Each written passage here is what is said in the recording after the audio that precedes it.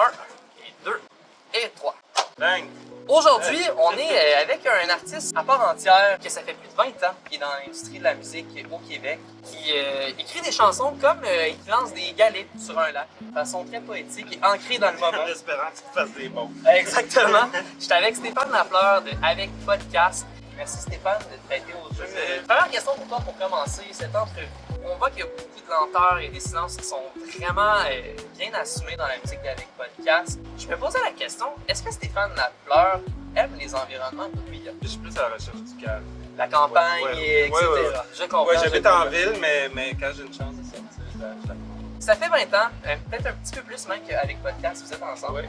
Comment les humains dans ce groupe-là et le groupe ensemble ont évolué? En fait, le groupe a évolué en nombre. On était 2 au début, après ça, il y a 3, 4, puis là, sur scène, on est 5. C'est vraiment une affaire d'amitié à la base. Hein. Le critère d'embauche du band, c'était d'être smart avant de savoir jouer d'un instrument. OK. Quand ça sera plus là, je pense que le groupe va arrêter. C'est pas demain la veille.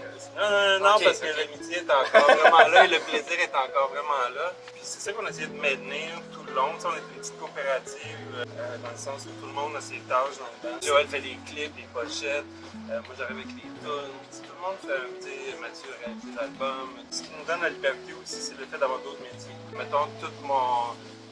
de payer notre loyer repose pas juste sur le fait d'écrire des tunes qui vont jouer assez.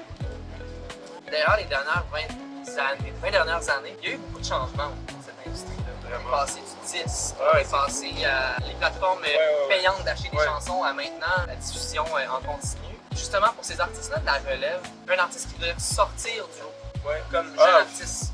Ça, j'ai pas la. Non, mais ça. C'est la plume, c'est la. Moi, je pense que d'avoir ton originalité, mais ça prend du temps de développer ton originalité, ton style. C'est long, mais ça. Au début, c'est sûr qu'on imite puis qu'on se colle à nos influences, peut-être un peu plus. Tranquillement, pas plus trop ton style à travers tout ça. T'sais, nous, mettons, les 2 derniers albums, il y a eu 8 ans entre les deux. On l'a vu à quel point ça a changé. Là. On avait l'impression d'avoir cligné des yeux un peu trop longtemps. Ça change vraiment à vitesse grande. Puis on termine ça en beauté avec des questions rappeurs. Stéphane Lafleur est-il plus ballon de plage ou bronzage? Lecture à long. C'est bon ça. Es-tu plus parfum crème solaire ou chasse moustique? Je dois être plus crème solaire, j'ai pas le choix. Crème solaire? Les moustiques sont pas trop après moi là. Je pense que c'est plus après les gens qui vont manger des biscuits. On peut se tenir mais ça, c'est ma ensemble. théorie personnelle. On pourra se tenir ensemble puis t'auras pas de moustique, je te le garantis. Es-tu plus laine de mouton ou laine d'alpaga? C'est toute la laine, c'est bon la laine, c'est parfait la laine. C'est juste la laine. Ah ouais, on veut de la laine. C'est bon, un drum en laine, ah ouais. Ben, merci beaucoup Stéphane Lafleur. On était en direct de la noce au Saguenay, le carnet du manager en mode festival.